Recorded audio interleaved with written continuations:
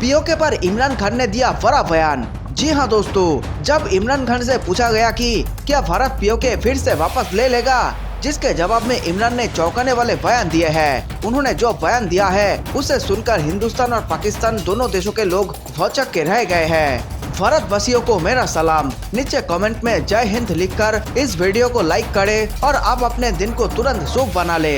मेरे प्यारे देशवासियों, पीओके वापस लेने का समय आ चुका है। ये बात मोदी जी के कैबिनेट में बेहद जोर शोर से की जा रही है। हाल ही में chief of defence staff Vipin Rawat ji ने कहा था कि समय आने पर जम्मू ड्रोन हमले का जवाब दिया जाएगा। दोस्तों, ये कोई छोटी मोटी बात नहीं थी। विपिन रावत जी के इस बयान से अब ये साफ हो गया है कि भारत एक बड़ी कार्रवाई करने वाला है और मोदी जी के नेतृत्व में ही पाकिस्तान का नक्शा छोटा होने वाला है। भारत के आक्रामक तेवर देखकर इमरान खान बार बार भारत से दोस्ती करना चाहता है, लेकिन भारत है कि सुनता ही नहीं, क्योंकि भारत में हटाना है, पहले पीओके वापस लाना है, उसके बाद ही पाकिस्तान को टेबल पर बुलाना है। उसके पहले अगर पाकिस्तान ने भारत को टेबल पर लाने की कोशिश की तो भारत उस टेबल को जलाकर राख कर देगा, क्योंकि इस बार केंद्र में अमित शाह, नरेंद्र मोदी और राजनाथ सिंह जैसे विस्फोटक नेता बैठे हुए हैं, जो रिमोट कंट्रोल से काम नहीं करते बल्कि रिमोट दबाकर दुश्मनों की जिंदगी में भूकंप ला देते हैं। पाकिस्तान के प्रधानमंत्री इमरान खान हाल के दिनों में कई बार भारत से बातचीत करने के लिए शर्त रखते नजर आए। बेहद बेचैन है इमरान खान।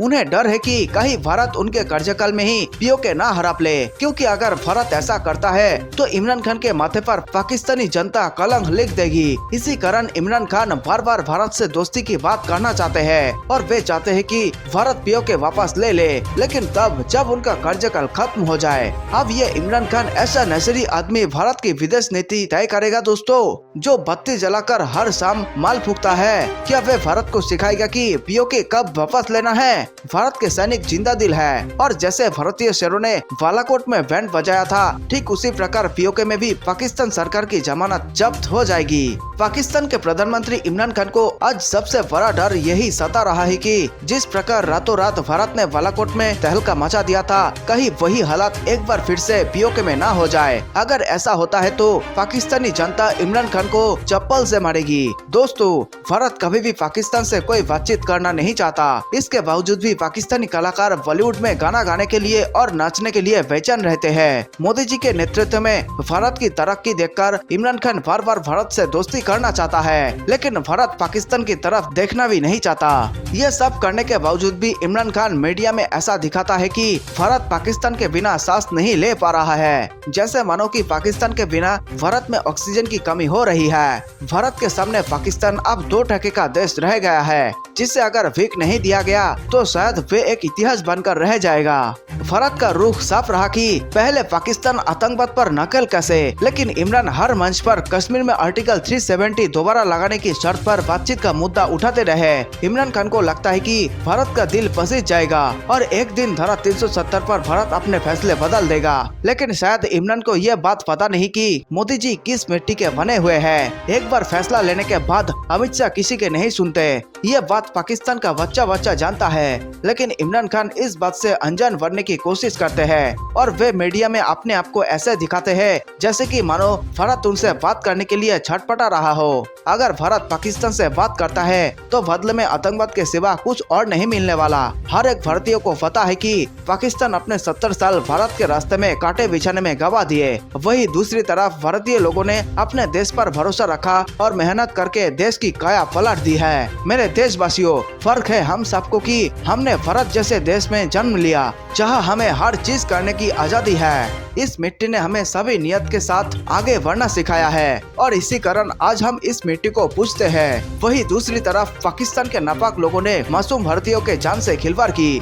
भारत की तरक्की में बाधा बनकर सामने आए, लेकिन हमारा प्यारा भारत रुका नहीं और आज भी बुलेट रफ्तार से आगे बढ़ रहा है। हम सबको अपने मातृभूमि पर गर्व है और जैसा कि अटल जी ने कहा था, विज्ञान, किसान और जवान, इन तीनों की मदद से हमारा देश न केवल आगे बढ़ रहा है बल्कि पूरी दुनिया में अपने मदद पहुंचा रहा है। वही दूसरी तरफ पाकिस्तान ने पूरी दुनिया में आतंक फैलाया और भीख मांगकर अपना पेट पाला है। अब एक बार फिर से इमरान ने भारत के खिलाफ जहर उगला है, जिससे बातचीत की संभावनाओं पर भी सवाल खड़ा हो गया है। इमरान हमेशा से भारत को फंसाने की कोशिश करते आए हैं, लेकिन विफल रहे हैं। इमरान और उनके राष्ट्रीय सुरक्षा सलाहकार मोहिद यूसुफ ने आरोप लगाया है कि लाहौर के जोहर टाउन में हाफिज सईद के घर के पास जो धमाका हुआ था उसमें भारत की खुफिया एजेंसी रॉ का हाथ था। दोस्तों, जिस प्रकार इजराइल में खुफिया एजेंसी मोसाद काम करती है, ठीक उसी प्रकार भारत में भी रॉ काम करती है। और अगर किसी आतंकी के घर के बाहर ब्लास्ट हो जाए तो आप इसका जिम्मेदार भारत को किस आधार पर मानते हैं? और अगर ऐसे ही बिना सबूत के इमरान खान बयानबाजी करते रहे तो बहुत जल्द कब्जे में लिए जाएंगे और फिर उन्हें दिल्ली लाया जाएगा। नए दिल्ली लाकर उन्हें ठंडे पानी से नहलाया जाएगा और फिर नमक हल्दी मिर्च का लेप लगाकर दूध में खड़ा कर दिया जाएगा। और फिर उनके साथ क्या होगा दोस्तों, आप जरा नीचे कमेंट में बताइए। जाहिर है ऐसे हालात के बीच किसी भी तरह की बातचीत मुश्किल हो जाती है। इससे पहले पाकिस्तान ने यूं तो भारत के साथ पिछले दरवाजे से किसी बातचीत में शामिल नहीं होने का दावा किया है, लेकिन इस्लामाबाद की ओर से सार्वजनिक तौर पर यह कहा जाता रहा है कि नई दिल्ली को सार्थक बातचीत के लिए अनुकूल वातावरण बनाना चाहिए। इमरान खान ने ताजिकिस्तान के राष्ट्रपति के साथ बैठक के बाद और फिर रॉयटर्स को दिए इंटरव्यू में भी यही राग अलापा। जब फरवरी में दोनों देशों ने नियंत्रण रेखा पर सीजफायर पर सहमति बनाई, तब भी ऐसी उम्मीदें दिखी थी कि शायद आगे वार्ता का रास्ता खुले। हालांकि हिंदुस्तान टाइम्स की रिपोर्ट के मुताबिक पाकिस्तान ने अपना ध्यान अफगानिस्तान में तालिबान की हरकतों और कोरोना वायरस, खस्ताहाल अर्थव्यवस्था जैसी अपनी दूसरी घरेलू समस्याओं पर लगाना शुरू कर दिया। लेकिन दोस्तों, ये सब तो बस एक रिपोर्ट है। भारत किसी भी हालात में पाकिस्तान के साथ बात करने के मूड में नहीं है। भारत के पास एक लक्ष्य पानी की तरह साफ दिखाई दे रहा है कि पीओके वापस लेना है। यह लक्ष्य बिल्कुल डेफिनेट है और इस लक्ष्य को पाने के लिए भारत ने कमर कस ली है। रिपोर्ट में यह भी कहा गया है कि देश के अंदर ही पाकिस्तान की आलोचना इस बात के लिए भी हुई है कि भारत की तरफ से कोई रियायत नहीं दी गई, लेकिन पाकिस्तान सीजफायर की बात मान गया। यही नहीं, भारतीय विदेश मंत्री एस जयशंकर ने 2 बार कतर की राजधानी में तालिबान नेताओं के साथ बातचीत की, तो एनएसए मोइद ने इसे भारत की बेशर्मी करार दिया। क्यों भाई, हम तालिबान से बात नहीं कर सकते? अफगानिस्तान में हमारे भी पैसे लगे हुए हैं। बिल्कुल, अफगानिस्तान में अमेरिका की हार हुई है, लेकिन तालिबान की भारत से कोई पर्सनल दुश्मनी नहीं है। सच तो यह है दोस्तों कि तालिबान को भारत से कोई दिक्कत नहीं है। आज भी तालिबान भारत के पक्ष में ही खड़ा है और भारत भी बेवजह तालिबान से दुश्मनी नहीं मोलना चाहता। लेकिन पाकिस्तान ये कभी नहीं चाहता कि भारत और तालिबान में दोस्ती हो जाए, बल्कि पाकिस्तान ये चाहता है कि तालिबान भारत में हमले करवाए। आखिर तालिबान भारत में हमले क्यों कराएगा? भारत ने आज तक एक भी तालिबानियों को नहीं मारा।